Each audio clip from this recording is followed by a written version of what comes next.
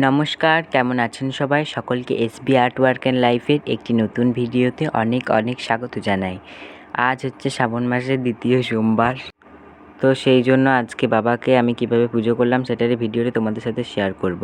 প্রথমে বাবাকে একটি থালায় ওম চিহ্ন এঁকে স্থাপন করলাম।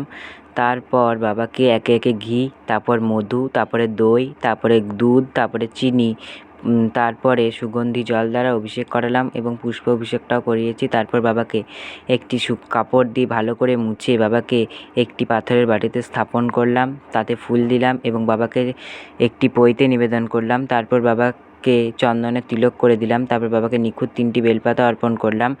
তারপর আমার কাছে একটা পিতলের বেলপাতা ছিল, সেটাও বাবাকে অর্পণ করলাম। বাবাকে পুষ্প অর্পণ করলাম, চরণে 3বার পুষ্পাঞ্জলি দিলাম, ভোগ দিলাম, জল দিলাম। তারপর বাবার মহামৃত্যুঞ্জয় মন্ত্র পাঠ করতে করতে মাথায় জল অর্পণ করলাম।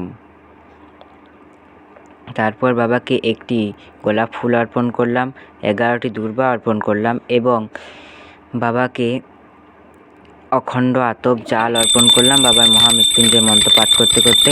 তারপর বাবাকে একটি 5-16 আনা দক্ষিণা দিতে হয়, সেটাও আমি দিয়ে দিলাম। তারপর বাবাকে প্রথমে মোমবাতি, তারপরে পঞ্চপ্রদীপ, তারপর কর্পূর, তারপর প্রদীপ, ধূপ ইত্যাদি দ্বারা বাবাকে সুন্দর করে আরতি করে নিলাম। ভিডিওটা একটু ফাস্ট করে দিয়েছি, নাহলে অনেক বড় ভিডিও হয়ে যাচ্ছিল।